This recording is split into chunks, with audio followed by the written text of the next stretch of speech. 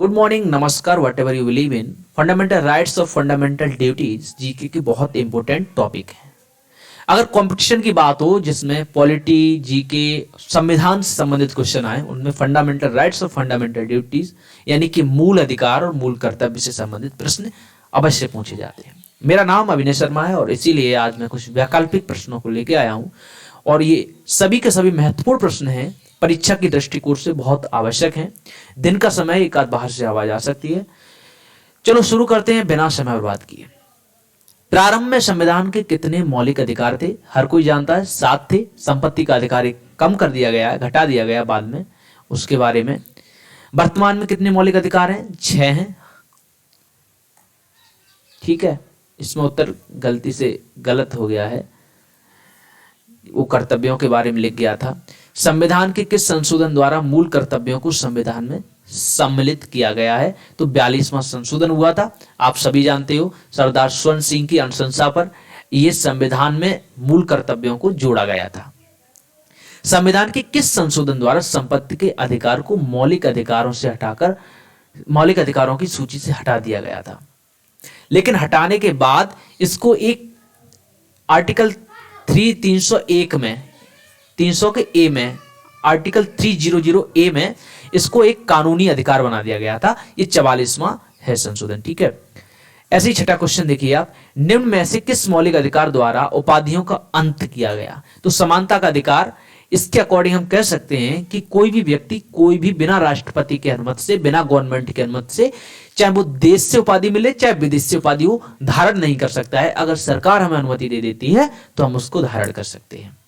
7वां प्रश्न देखिए, मूल अधिकारों के प्रवर्तन के लिए किस अनुच्छेद द्वारा उच्चतम न्यायालय में याचिका प्रस्तुत करी जा सकती है? तो अनुच्छेद 32 हमें यह अधिकार देता है कि कोई भी अधिकार को प्रवर्तन के लिए, कोई भी अधिकार जो मूल अधिकार है उसको अगर हनन होता है तो सीधे और सीधे आप क्या उच्चतम न्यायालय में भी जा सकते हैं। वो हमारे मूल अधिकारों का रक्षक है। 8वां क्वेश्चन क्या है, भारतीय संविधान के किस अनुच्छेद के अंतर्गत अस्पृश्यता को दंडनीय अपराध माना गया? अस्पृश्यता समझते हैं, छुआछूत वाला। तो अनुच्छेद 17 में अस्पृश्यता का उन्मूलन की बात करी गई है। संविधान में प्रदान किए गए मौलिक अधिकारों को संरक्षण किसके द्वारा किया जाता है? मैंने पहले ही बता दिया कि सर्वोच्च न्यायालय हमारे मौलिक अधिकारों का संरक्षण करता है। 10वां प्रश्न देखिए, संविधान में मौलिक अधिकारों को समाविष्ट करने की प्रेरणा किस देश के संविधान से ली गई थी? संयुक्त राज्य अमेरिका, जिसको हम यूएसए भी बोलते हैं, उससे ली गई थी। 11 नंबर प्रश्न, भारतीय संविधान के अध्याय 4A में समाविष्ट किया गया है मूल कर्तव्यों को। तो जो भारतीय संविधान है उसका जो चौथा भाग है, देखिए भाग 3 में क्या बोला गया है? फंडामेंटल राइट्स को यानी मूल अधिकारों को। लेकिन जब फंडामेंटल ड्यूटीज की बात करते हैं तो भाग 4 में, संविधान के भाग 4 में उनको दिया गया है। संविधान के अनुच्छेद 14 से 18 का वर्णन किया गया है। तो इसमें समानता का अधिकार जो है, जो सबसे पहला हमारा मूल अधिकार है, वो 14 से लेकर 18 तक, उसमें समानता के अधिकार के बारे में बताया गया है। 13 नंबर क्वेश्चन है, भारतीय संविधान के मूल कर्तव्य कितने हैं? 11 मूल कर्तव्य हैं। इसी प्रकार 18 नंबर क्वेश्चन देखिए, 86वें संविधान संशोधन अधिनियम 2002 द्वारा निम्न में से कौन मूल कर्तव्य में जोड़ा गया है? न्यायिक सुधार, शिक्षा सुधार, माता पिता अपने 6 से 14 वर्ष की आयु के बच्चों को शिक्षित करवाएंगे, ये जोड़ा गया है, इनको नहीं जोड़ा गया है। ठीक है, अनुच्छेद मतलब ये अटल बिहारी वाजपेयी के टाइम पर सन 2002 में जब अटल बिहारी वाजपेयी की सरकार थी, उस समय माता पिता अपने 6 से 14 वर्ष के बच्चों को जरूर शिक्षा दिलवाएंगे, ये फंडामेंटल ड्यूटीज बता दिया गया है, अनिवार्य कर दिया गया है। भारतीय संविधान के किस भाग में मूल अधिकारों का वर्णन किया गया है? तो मूल अधिकारों को हमने पहले बता दिया, भाग 3 में। मूल अधिकारों को सर्वप्रथम किस सम्राट ने अपने शासनकाल में वर्णित किया था? तो सम्राट जॉन ने सबसे पहले। मूल अधिकारों का स्रोत क्या है? Magna carta. देखिए मूल अधिकारों को मैग्ना कार्टा भी बोलते हैं। तो 1215 के जो मैग्ना कार्टा है उनको ही जो सम्राट जॉन ने किया था उसके आधार पर ही मूल अधिकार बनाया गया। तो उसी को हम स्रोत मानते हैं कि मूल अधिकार वहीं से निकाले, इसीलिए जो भारत के मूल अधिकार है उनको हम मैग्ना कार्टा भी बोलते हैं। बिल ऑफ राइट नामक दस्तावेज लिखा गया है 1689 में। कुछ क्वेश्चंस आपके लिए इंपोर्टेंट नहीं हो सकते हैं, आप उनको स्किप भी कर सकते हैं। फ्रांस में जनता के मूल अधिकारों की एक पृथक प्रलेख की घोषणा करी गई। 1789 में, जब फ्रांस की जनता ने, फ्रांस की क्रांति के नाम से भी हम जानते हैं, जब वर्ल्ड हिस्ट्री पढ़ेंगे आप तो उसमें फ्रांस क्रांति को देखेंगे, उसी समय फ्रांस की जनता के मूल अधिकारों की पृथक प्रलेख की उल्लेख किया गया था, घोषणा करी गई थी। ठीक है। 20 नंबर, भारतीय संविधान में मूल अधिकारों की परिभाषा का वर्णन है। किन देशों ने मूल अधिकारों को नैसर्गिक और अप्रत्यय अधिकारों के रूप में स्वीकार किया गया है? अमेरिका, फ्रांस, पाकिस्तान, आ और बा, यानी कि अमेरिका और फ्रांस। ठीक है। तो पाकिस्तान में नियमों का आप वो नहीं कर सकते हैं कि उसमें नियम होंगे भी, मूल अधिकार होंगे भी, क्या वहां पर हम उम्मीद कर सकते हैं? यहाँ पर न रूल है न रेगुलेशन है। फिलहाल ये तो सोचने वाली बात है, ये मीडिया कहती है। भारतीय संविधान ने मूल अधिकारों को स्वीकार किया है, संविधान द्वारा प्रदत्त अधिकार है, इसको कोई छीन नहीं सकता। भारतीय संविधान में स्पष्ट बोला गया है कि मूल अधिकारों को न कम किया जा सकता है न छीना जा सकता है। हालांकि कुछ समय बाद जब इन पर प्रहार हुए तो हमारा जो सर्वोच्च न्यायालय उसने स्पष्ट कर दिया कि मूल अधिकार भी परिवर्तनीय है, उनको परिवर्तन किया जा सकता है, लेकिन संविधान का जो बेसिक स्ट्रक्चर है, मूल ढांचा है, उसको क्षति नहीं पहुंचाने की बात कर सकते हो आप ऐसा। 23 नंबर, किसने कहा कि मूल अधिकारों का गहन उद्गम स्वतंत्रता का संघर्ष है? न्यायपति भगवती, ये न्यायाधिपति एक जज हुए थे भगवती, उन्होंने बोला था। विधि के शासन के सिद्धांत का प्रतिपादन सबसे पहले किसने किया? प्रोफेसर डाइसी ने। प्रोफेसर डाइसी बहुत इंपोर्टेंट है। मूल अधिकार नागरिकों को राज्य के द्वारा दान नहीं है, किस बाद में कहा गया? ये एम नागराज बनाम भारत संघ, ये बहुत सारे आपस में गवर्नमेंट और कुछ लोगों के बीच में, संसद के बीच बहस हुई है, झड़प हुई है। उसके बाद जैसे आपने सुना होगा केशवानंद भारती प्रकरण, केशवानंद भारती वर्सेस भारत सरकार, ऐसा मतलब मूल अधिकार क्या है? मूल अधिकार क्या है? देखिए, निःशुल्क विधिक सहायता भी है, इसके लिए कोई शुल्क नहीं देना पड़ेगा, शीघ्रतर परीक्षण भी है और मानव की गरिमा भी है, यानी कि उपयुक्त सभी है। किस बाद में कहा गया कि नैसर्गिक न्याय तथा सम्यक विधि प्रक्रिया में भेद नहीं है? इसको मेनका गांधी के मामले में कहा गया, जो कि एक लीडर हैं।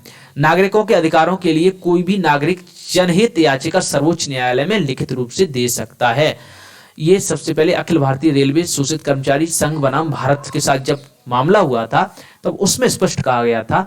पीआईएल का तभी आगमन हुआ था, पीआईएल, ठीक है, जनहित याचिका जिसको बोलते हैं।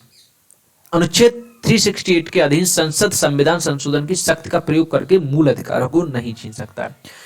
सबसे बड़ी चीज जो कॉन्फ्लिक्ट चलता है वो 13A पर चलता है और 367, ये दोनों 368, ये दोनों के दोनों क्या संविधान संशोधन करते हैं, लेकिन इस बात का स्पष्ट किया गया है कि ये संविधान संशोधन तो करेगा लेकिन जो हमारे देश के मूल अधिकार हैं उनमें बदलाव नहीं करेगा। ये गोलकनाथ मामला में बोला गया था, गोलकनाथ बना पंजाब राज्य, जो लैंड रिफॉर्म वाला मामला है। स्थानीय प्राधिकारी का उल्लेख है सी अनुच्छेद 12 में। स्थानीय प्राधिकारी के अंतर्गत संस्थाएं आती हैं। देखिए, माइनिंग सेटलमेंट बोर्ड भी आता है, नगर पालिकाएं भी आती है, डिस्ट्रिक्ट बोर्ड भी आता है, उपयुक्त सभी, ये इंपोर्टेंट नहीं है। प्राधिकारी का अर्थ क्या है? आदेश जारी करने वाली शक्ति को भी अधिकारी बोलते हैं, विधि जारी करने की शक्ति को भी प्राधिकारी कहते हैं, अधिसूचना जारी करने वाली शक्ति को भी प्राधिकारी कहते हैं, ये सभी हैं। राज्य नहीं है, राज्य की परिभाषा आप पॉलिटी में जरूर पढ़ते होंगे, तो ये क्या है? न विश्वविद्यालय, न कंपनी है, न क्लब है, राज्य उपयुक्त सभी है। ठीक है, राज्य कोई नहीं है इसमें। संविधान के किस अनुच्छेद में व्यक्ति को समता का अधिकार प्रदान किया गया है? तो अनुच्छेद 14 से 18 तक पहले ही बोल दिया। सबसे पहला अनुच्छेद, किस अनुच्छेद के अनुसार भारत राज्य क्षेत्र में किसी व्यक्ति को विधि के समक्ष समता या विधियों के समान संरक्षण से राज्य द्वारा वंचित नहीं किया जा सकता है? तो अनुच्छेद 14 में इस बात को बोला गया है। विधि के समक्ष समानता वाक्य लिया गया है, ये ब्रिटिश से लिया गया, ब्रिटेन से लिया है कि विधि के समक्ष सभी व्यक्ति समान होंगे, चाहे वो सरकारी अधिकारी हो चाहे गैर सरकारी हो, कोई भी व्यक्ति हो, वो हमेशा विधि के समान, मतलब जो नियम है उनके समक्ष समानता से देखा जाएगा। भारतीय संविधान में विधियों का समान संरक्षण वाक्यांश लिया गया है, अमेरिका से लिया गया है। किसने कहा कि विधि का समान संरक्षण विधि के समक्ष समता का ही उप सिद्धांत है? ये न्यायपति पातंजलि शास्त्री थे, उन्होंने कहा था। समान परिस्थिति वाले व्यक्तियों के बीच समान विधि होनी चाहिए, ये डॉक्टर जेनिंग्स ने बोला है। किसने कहा कि कोई भी व्यक्ति विधि से ऊपर नहीं है?